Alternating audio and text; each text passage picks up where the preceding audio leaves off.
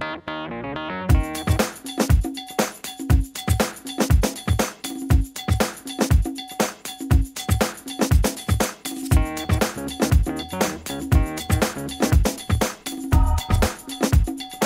back to the FriFunShow. We're gonna resume our show with some space news, where China sends the first female astronaut into space under the name of a 34-year-old Lu Yang with two other astronauts, where they'll be traveling to the Taiyang-1 space module via the Xingzhou 9 spacecraft, where they'll be inside the module for several days to test life support systems and perform medical tests to know how the human body will react to the weightness of space. One of the astronauts remaining inside the ship dealing with emergencies if it occurs. In some criminal news, a 20-year-old former college student who was convicted of using a webcam to see his roommate kiss another man released from New Jersey earlier this Tuesday from a 30-day sentence in jail. He was only sentenced to 20 days in jail as a result of good conduct in jail. Under the name of Dwal Varavi, he was convicted of 15 criminal counts in September of 2010 incident where Tyler Clementi was committed after being spied by his roommate when his roommate caught Clementi kissing another boy, putting it as a modern-day example of gay people getting picked on by another person. So why put a webcam and spy on boy location? I mean, no one wants to see it at all, right? Other than that, there are more news on criminals, one of them dealing with Jerry Sandusky, a former football coach for Penn State. 8 victims between the ages of 18 and 20 were testified last week about the sexual abuse Sandusky did in 2002, which was like a few years back, about 10 years ago. At that time, Sandusky abused 10 boys for a 15-year period, including performing oral and anal sex along with sharing showers with other boys. If he's convicted on all 48 counts of child molestation, which was originally 52 counts but dropped to 4 over the past days, he could face a life-ending sentence in a prison cell. Additionally, 2 university officers faces charges of perjury and failing to report suspected abuse in an alleged incident involving Sandusky and a boy in a Penn State locker room. A psychologist under the name of Dr. Elliot Atkins during the trial of Jerry Sandusky said he has a personality disorder, which is a part of class of conditions called dramatic personality disorders, marked by unstable emotions and distorted self-images. Additionally, another psychologist under the name of Dr. John Bryan disputed those findings, saying the personality profile of Mr. Sandusky exhibited was within normal limits. Sandusky's wife, Dottie Sandusky, told the court she remembers 6 people were staying overnight at Sandusky's house, and she didn't see anything related with sexual abuse. On Thursday, Hilton stepped up in court, stating that Sandusky didn't do anything appropriately in helping with schoolwork when Hilton was in elementary school, describing Sandusky as a pretty cool guy. Additionally, one of Sandusky's friends, under the name of Michael McCurry, told the court that he never saw anything sexually related to Sandusky did in the locker room. However, Sandusky shower incident years ago puts the example of being one of the most explosive allegations, according to USA Today, against Sandusky, where he faced charges in November of last year. And recently, yesterday and Friday, a former graduate student and assistant,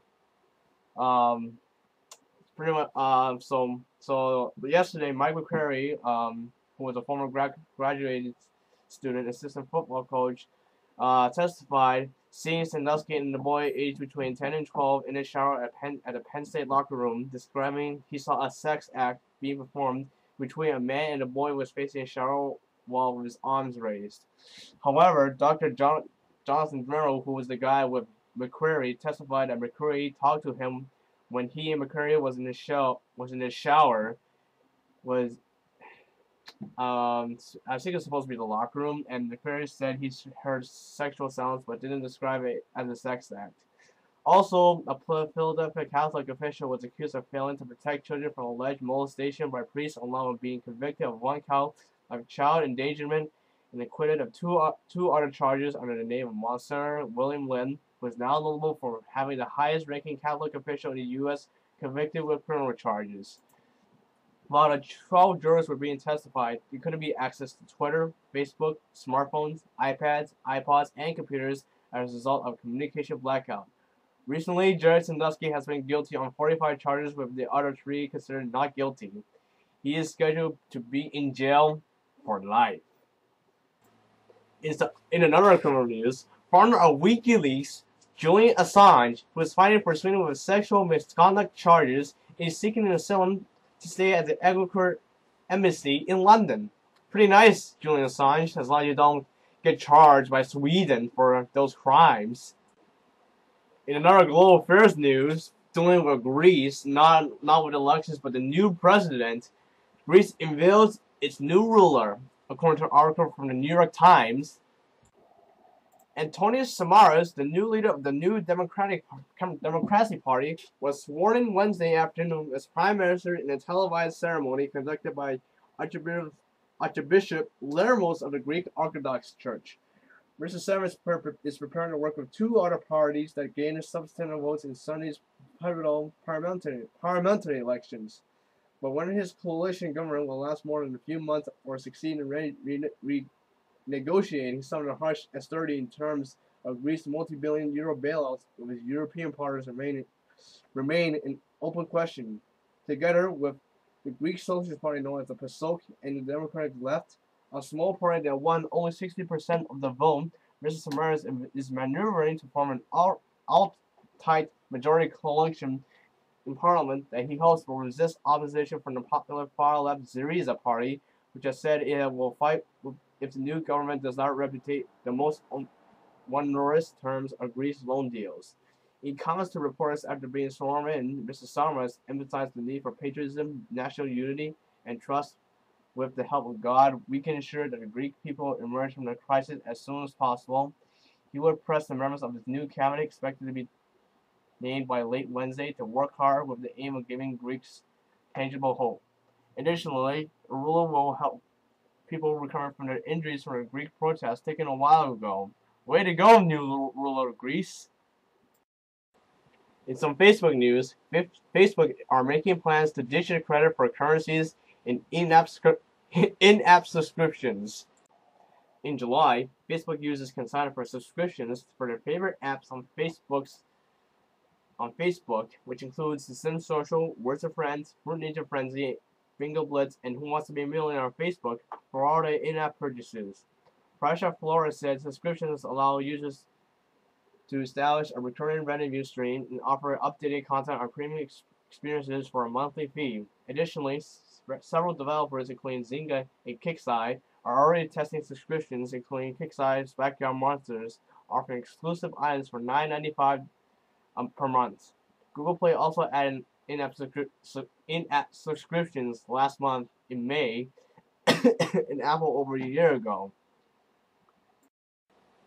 In some delicious, tempting fast food news, Burger King is making a comeback with healthy options. Burger King, the second largest hamburger fast food chain, announced new healthy options including salads, wraps, and delicious smoothies.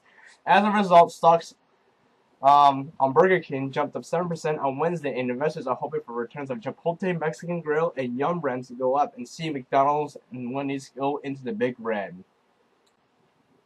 In some achievement news, IBM Sequoia hold the top for being the world's fastest supercomputer, where IBM claimed the top spot on the list of 500 world's fastest supercomputers in 5 of the top 10. The IBM Sequoia Blue Gene Q supercomputer was installed in the IBM's Department of Energy Lawrence Livermore National Laboratory, where it runs 13.32 petaflops for the uses of 1.6 million compute cores in 96 racks, which is the size of a large fridge. Can you believe that? In some suspense news, George Zimmerman told on Thursday he was afraid of Trayvon Martin. In a FriFunShow exclusive, we got out some footage from George Zimmerman explaining about the incident that happened a few months ago. Zimmerman: we've been instructed by the SPD to call the non-emergency line if we saw anything suspicious and 911 if we saw a crime in progress. Zimmerman then writes about his encounter with Martin. Zimmerman: tonight, I was on my way to the grocery store when I saw a male approximately 5 foot 11 inches to 6 foot 2 walking casually in the rain looking to houses, Zimmerman said in a narrative. Zimmerman said, I called the Sanford Police Department non-emergency line to report the teen later identified as Martin. I said that the suspect, as referred to him as a narrative, then disappeared and reappeared several times. As I headed back to my vehicle, Trayvon Martin, who was the suspect, emerged and said, "You got a problem, yo?" I said, "No." So I then tried to reach my phone to dial 911, and Martin punched me in the face. I fell backwards, and Martin got on top of me. And each time I tried to sit up, the suspect slammed on my head into the sidewalk, Zimmerman wrote. I feel the suspect reach for my now exposed firearm. He said, "You're gonna die tomorrow. You're gonna die tonight, mother." Boop. I didn't fear for my life. I fired one of the shots into Zimmerman's torso. In the audio recognition of this in the audio recording of my interrogation, I said that after he shot Martin, the 17-year-old, kind of sat up and said, "You got me." I don't remember if I pushed him or he fell, but somehow I got out from under him. When he was hitting me, I don't know what he was hitting me with. I don't know what he was hitting me with. I saw he had something in his hands, so I grabbed his hands when I was on top of him, and I spread his hands away from his body because he was still talking, and I was on top of him, and that's when somebody came, and he had a flashlight too. I saw it was the police officer, so I got off him. That was actually the Zimmerman tape from MSNBC, but not quite from MSNBC. I made up the Zimmerman tape. In other suspense news, there is a video of middle school students in upstate town of Greece, New York. They were verbally abusing a bus monitor, causing numerous support for her to defend those nasty middle school punks. The bus monitor was named Karen Klein, where students were offending her for a stream of profanity, insults, jeer, and physical ridicule for at least 10 minutes. Some of the boys wanted her to address her from sexual interactions with her, and one of the students called her fat. Additionally, one of the comments was from a boy that was very offensive against her, saying that she doesn't have a family because they all killed themselves because they didn't want to be near you. That was for the Klein's oldest son, possibly, but he took his life 10 years ago in 2002. Or 2001 in some cases. Recently, supporters of her has donated almost $500,000 in her vacation funds. In some downtime news, Twitter has been down early Thursday afternoon, and users weren't able to access the site for hours and hours and hours. When the Twitter site came back, employees at Twitter posted a message saying users might be experiencing issues accessing Twitter. Our engineers are currently working to resolve the issue. But there's a statement according to an article from eWeek. Twitter is considered the next big IT company to be a legitimate candidate for an initial public offering. In recent months, company executives have emphasized the reliability of its service, which has been subject to more frequent outages in its early days, but which have been down only infrequently in recent years. Twitter has been experiencing some back-end issues lately. The previous day on Wednesday, which the story was posted, the post was posted on Thursday. The network has reported some other issues involving email deliveries, posting the following message. Some users may experience a delay receiving signer confirmation and password reset emails. Our engineers are working to resolve the issue. Update: the issue has been resolved. 2 weeks ago, the site has been experiencing issues with uploading photos. That problem too was solved relatively quickly. The cause of Twitter to go down was a hacking group under the name of UG Nazi. Sound more like a Nazi group, doesn't it? we can't do the FriFunShow without political news, right? In some political news, Rami was at the Hispanic conference in Orlando, said that Obama rallied to enact immigration reform.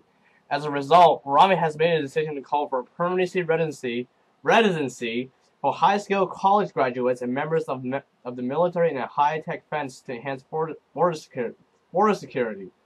However, Rami didn't address on the issue dealing with 11 million undocumented people already residing in the United States.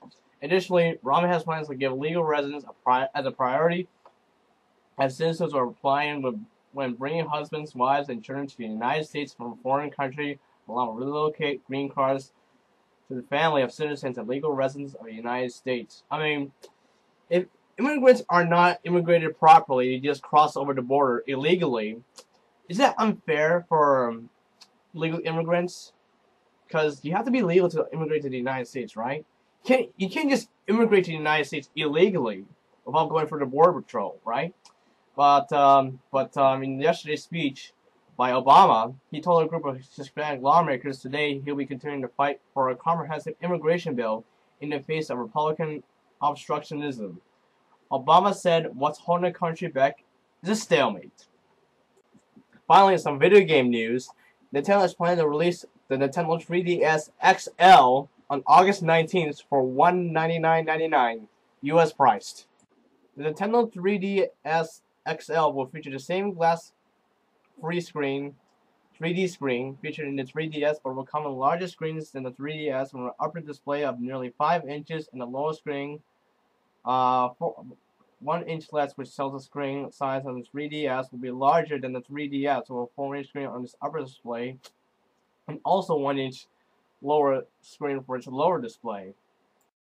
Despite there's a lot of news that married me this week, I want to shorten some of these news headlines for this week, which includes astronomers discovering 2 alien planets under the name of Kepler 3b and Kepler 3c. One of them is an Earth-like planet, the other one is a Neptune-like planet. And the Miami Heat won the NBA Finals, and LeBron James got the MVP. You can call him the incredible LeBron James.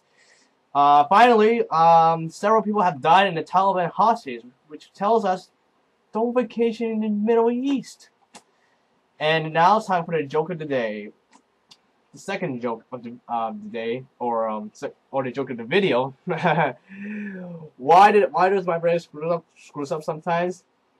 Because my brain's a brain slush. Alright, well that will do it for the FriFunShow. I'll see you on July 27th on the opening ceremony of the Olympics. Otherwise, there's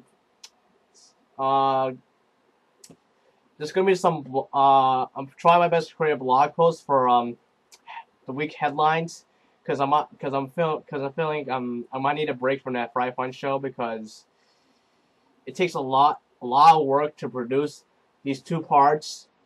It takes time and dedication. So FriFunShow won't be posted on YouTube for a while until end of July. So until July 27th. See you later.